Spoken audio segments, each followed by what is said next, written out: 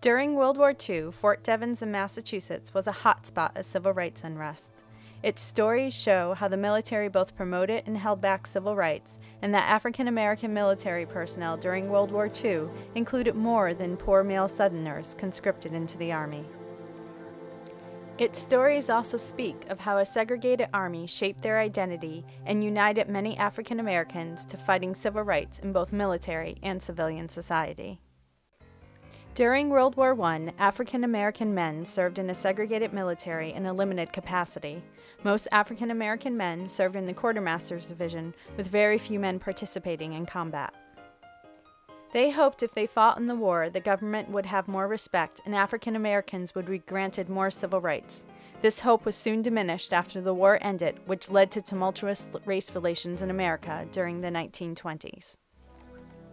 As talks of American involvement in World War II surfaced, African American soldiers led a Double V campaign to fight for the right to fight, and were given the opportunity when the Selective Training and Service Act was passed in 1940.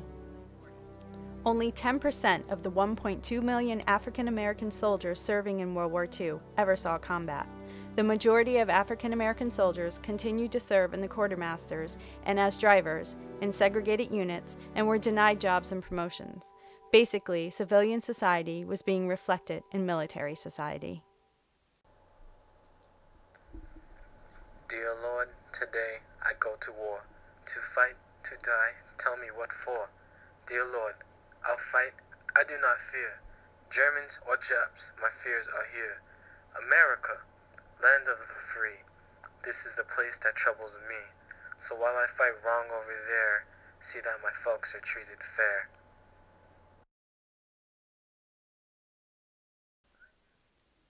At Fort Devens, the sense of being separate was evident to the African American soldiers.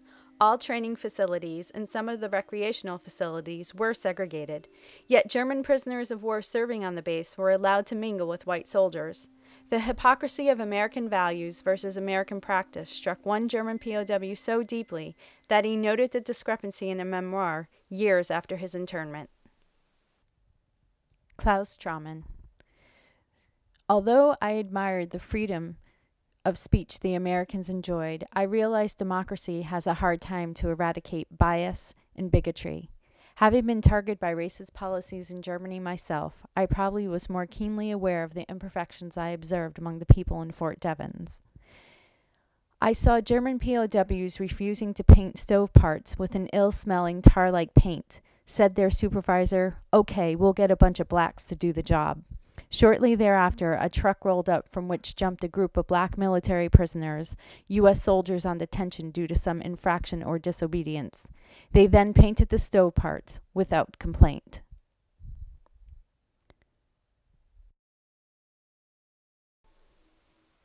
Within the segregated units themselves, at least in the case of Raymond Elliott, the soldiers often found new ways of connecting. Elliott, an African-American man born and raised in a white neighborhood in Cambridge, Massachusetts, found a segregated army helped him find his black identity. At home, Elliott was not fully accepted by his friends, stating that he was culturally too white for his African-American friends and too black for his white friends. He felt he lived between two cultures. In the year of 1942, Elliott signed up for the Army under the pretenses he was signing up for the reserves, which would keep him out of the war and allow his continued studies at Northeastern University. He was surprised and felt deceived when his orders to report to Devens arrived. While he was not happy to report to duty, his time among fellow African-American soldiers helped Elliott learn about who African-American people were, as he was not in the culture to learn and to know. That's why I said it's bittersweet, because I just loved, first of all, being immersed into that black culture was just the most exciting thing I could ever remember, because here I saw men of different capacities of greatness and you know, and the less than greatness and whatever, but all different qualities and abilities, and I was amazed. Because you see, all of that I've been fed from the media was the blacks' inferiority, you see, intellectually, you know, how they used to try to show the brains was size of brain and all that stuff. And all that garbage was all I was hearing, because I wasn't in the culture to get the other side of it. And so to suddenly explode all this wonderful characters, you know, beautiful people, I said, oh my God, I see what they mean. Black is beautiful. But, and friends that I had casually known, and how they opened up to me, and we became close. And it was that one experience. I'll thank the armed services for Segregated. As Elliot settled into his new social position, issues of segregation were a hot topic in the barracks. The African-American soldiers were very aware of their second-class treatment in the armed forces and American society. Elliot believes this was the seeds of the civil rights movement in the 1950s and 1960s.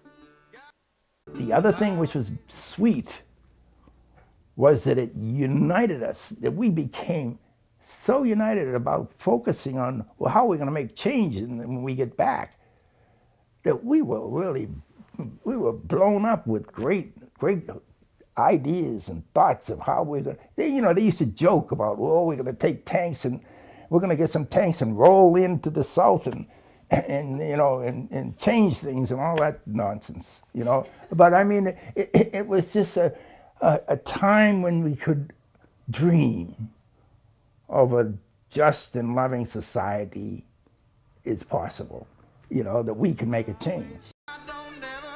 While they did not roll tanks into the South, they did use the energy as a catalyst for creating lasting changes in the military and civilian society.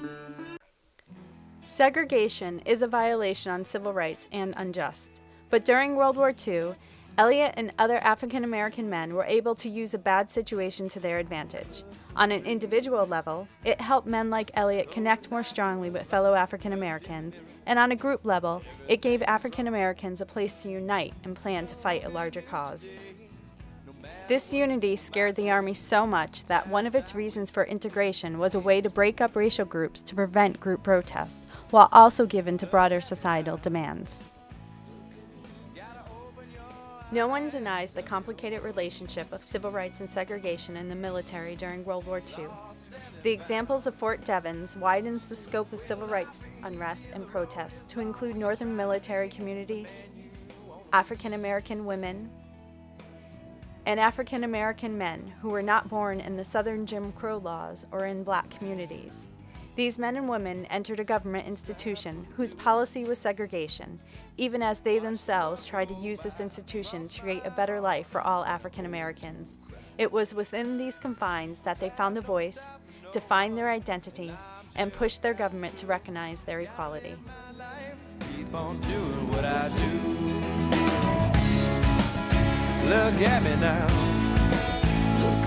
Gotta open your eyes.